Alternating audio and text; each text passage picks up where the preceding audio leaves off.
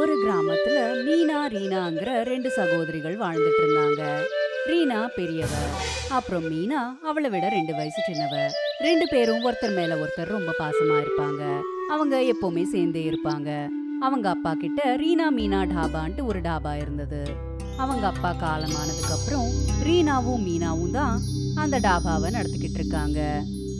மீனா, உனக்கு ஞாபகம் இருக்கா? நாம நாளைக்கு காலையில காய்கறி ஸ்டாக் எடுத்துட்டு வரணும். எனக்கு நல்லா ஞாபகம் இருக்குக்கா. காலையிலேயே வேன் ரெடியா வச்சுக்க சொல்லி நான் ஹரியா கிட்ட சொல்லிட்டேன். நல்ல விஷயம். வா, நாம போன மாசத்துக்கான கணக்கு எடுத்து பார்க்கலாம்.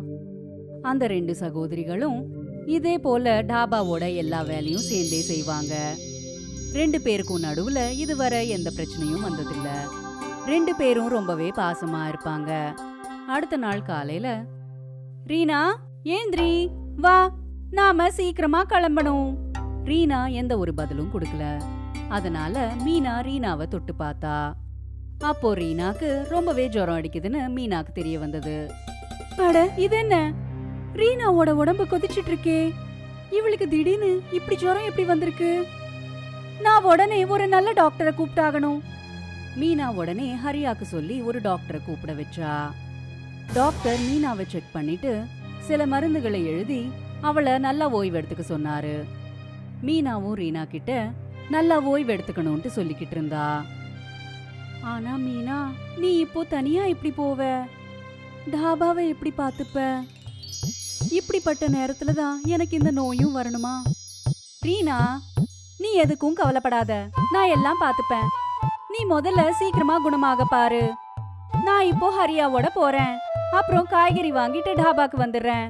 அதுக்கப்புறம் உன்னை பார்க்க வரேன். மீனா இதுக்கு முன்னாடி எப்பவுமே தனியா எதுவுமே செஞ்சது கிடையாது. அதனால அவ கொஞ்சம் பயந்துகிட்டு இருந்தா. அவ ஹரியாவை கூட்டிக்கிட்டு காய்கறி மார்க்கெட்டுக்கு வந்தா. அங்க அவ ஒரு காய்கறிக்காரனை பார்த்தா. வாங்க மேடம், வாங்க. என்ன காய்கறியெல்லாம் பேக் பண்ணணும் சொல்லுங்க. எல்லாமே ஃப்ரெஷ்ஷாக இருக்கு. என்ன வேணும் மேடம்? அண்ணன், 5 கிலோ தக்காளி, 10 கிலோ உருளைக்கிழங்கு கொடுங்க. அட மேடம், அண்ணான்னு சொல்லாதீங்க. எனக்கு உங்கள் வயசு தான். என்னுடைய பேர் ராகுல். என் பேர் கேள்விப்பட்டிருப்பீங்களே. ஆமா ஆமா. அப்போ ராகுல் அவர்களே. இப்படியே ராகுலுக்கும் மீனாக்கும் இடையில பேச்சுவார்த்தை போய்கிட்டு இருந்தது. அன்னிலிருந்து மீனா காய்கறிய எப்பவுமே ராகுல் கிட்ட இருந்து தான் வாங்கிட்டு இருந்தா. அப்புறம் அவன் கிட்ட தன்னோட டாபாவை பத்தி எல்லாத்தையும் பகிர்ந்துக்கிட்டா. நானும் எங்க அக்காவும் தான் அந்த டாபாவை நடத்துறோம். அப்புறம் நாங்க 2 பேரும் காசை பாதி பாதியா பிரிச்சுப்போம். எங்க அப்பா இல்ல, எங்க அக்கா ரொம்ப நல்லவ, என்ன ரொம்ப நல்லா கவனிச்சுப்பா. ராகுல் மீனா சொல்றது எல்லாத்தையும் கவனமா கேட்டுக்கிட்டு இருந்தான். அதுக்கப்புறம் அவன் இப்படி சொன்னான். மீனா, உன்னை எனக்கு ரொம்ப பிடிச்சிருக்கு. நீ என் கூட என் வீட்டுக்கு வரியா? ஆனா நான் இப்போ டாபாக்கு போய் வேலை செய்யணும். இன்னைக்கு எங்க அக்கா வேற இல்ல. நானே எப்படி தனியா சமாளிக்க போறேன்னு தெரியல. சரி, அப்படின்னா நானும் உன் கூட வரேன். நீ தனியாக கஷ்டப்பட வேண்டிய அவசியமே இருக்காது. நானும் கொஞ்ச நேரம் உன் கூட இருந்த மாதிரியே இருக்கும். மீனா ராகுல தான் கூட டாபாக்கு கூட்டிட்டு வந்தா. அந்த டாபாவை பார்த்து ராகுல் மீனா கிட்ட இப்படி சொன்னான். உன்னுடைய டாபா ரொம்ப பெருசா நல்லா இருக்கு. ஆனா இதுல ஒரே ஒரு குறை இருக்கு. இதுல ரீனா மீனா டாபான்னு பேர் வைக்காம மீனா டாபான்னு பேர் வச்சிருக்கணும். நீ எவ்வளோ அழகா இருக்க, எவ்வளோ உழைக்கிற. அதுல ஏன் விருப்பம் என்னன்னா இதுல மீனா டாபான்னு இருக்கணும். இல்ல, நீ ஏன் இப்படி பேசிட்டு இருக்க? இந்த டாபா எங்க 2 பேரோட உழைப்பால ஓடுது. அதனால இதோட பேரு ரீனா மீனா டாபான்ட்டு தான் இருக்கும். இப்போதான் நான் இருக்கல உனக்கு உதவி செய்ய. இப்போ உன்னுடைய அக்காவோட அவசியம் என்ன இருக்கு யோசிப்பாரு. இப்போ இந்த முழு டாபாவும் உனக்கு சொந்தமாயிடுச்சுன்னு வச்சுக்கோ. நாம 2 பேரும் எவ்வளோ சந்தோஷமா வாழலாம். ரீனா இன்னும் கொஞ்ச நாள் வர உடம்பு சரியில்லாமலேயே இருந்தா. இன்னொரு பக்கம் ராகுல் மீனாவை கொஞ்சம் கொஞ்சமா ரீனாக்கு எதிரா திருப்பிட்டு இருந்தான். அவன் மீனா கிட்ட அந்த டாபாவை அவ பேர்ல எழுதிக்க சொல்லிட்டு இருப்பான். அப்புறம் அவளை கல்யாணம் பண்ணிப்பேன்னு சொல்லிட்டு இருப்பான். அப்புறம் அவங்க 2 பேரும் சேர்ந்து சந்தோஷமா வாழலாம்னு சொல்லிட்டு இருப்பான். மீனா கொஞ்சம் கொஞ்சமா அவன் சொல்றத கேட்க ஆரம்பிச்சிட்டா. அப்புறம் டாபாவோட பத்திரங்களை தயார் செஞ்சு ரீனாவை ஏமாத்தி ரீனா கிட்ட இருந்து கையெழுத்து வாங்கிட்டா. ரீனாவோட உடம்பு சரியே ஆகல. அதனால ரீனா எதுவுமே கேட்டுக்காம அந்த பத்திரத்துல சைன் போட்டுட்டா. அதுக்கப்புறம் மீனா அவங்களோட டாபாவோட பேரை ரீனா மீனா டாபால இருந்து மீனா டாபான்னு மாத்திட்டு ராகுல் கூடவே இருக்க ஆரம்பிச்சா. இப்போ ரீனாவோட உடம்பு சரியாயிடுச்சு. அவ டாபாக்கு வந்தா. அவ ராகுல முதல் தடவையா பாத்திருக்கா. ஆனா ராகுல பார்த்ததுமே அவன் சரியானவன் கிடையாதுன்னு அவளுக்கு பட்டது. மீனா, நீ என்ன பண்ணி வச்சிருக்க? நீ ஏன் நம்மளோட போர்டை மாத்தி வச்சுட்ட? அப்புறம் இவன் யாரு? இப்போ இந்த டாபா என்னோடது. உனக்கு இது மேல எந்த உரிமையும் இல்ல. உனக்கு வேணும்னா நான் உனக்கு அந்த பேப்பரை காட்டுறேன். அப்புறம் ரீனா, இங்க இருந்து நீ நிரந்தரமா போகிறது தான் உனக்கு நல்லது. அப்புறம் இந்த டாபாவை என்னோட காதலனோட நிம்மதியா பாத்துக்க விடு.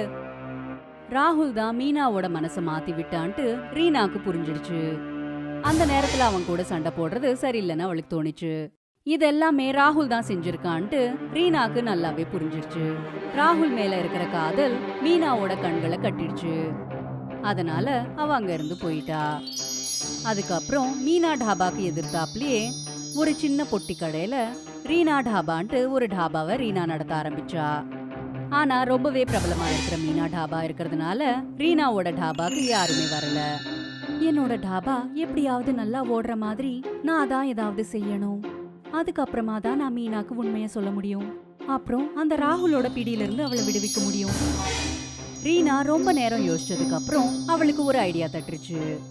அவ ஒரே தட்டுல 54 விதமான உணவு வகைகளை கஸ்டமர்ஸ்க்கு பரிமாறலான்ட்டு யோசிச்சா.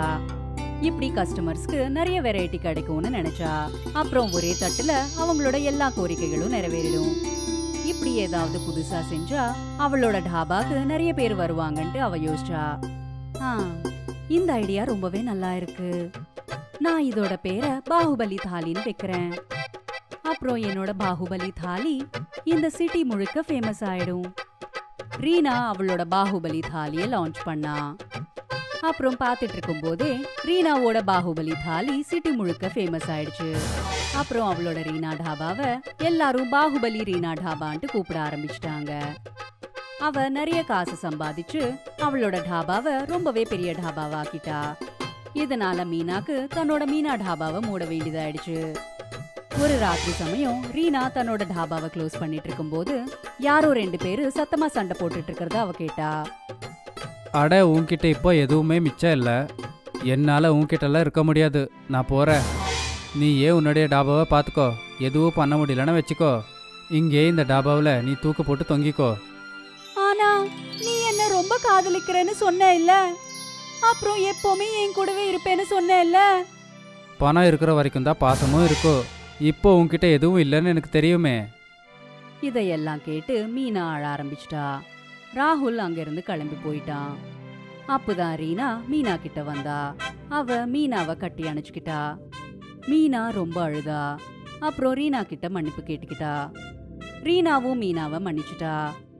அப்புறம் அந்த 2 சகோதரிகளும் சேர்ந்து அவங்களோட 2 டாபாக்களான மீனா டாபா அப்புறம் ரீனா டாபாவை நல்லா நடத்தி ஊர் முழுக்க ஃபேமஸ் ஆயிட்டாங்க.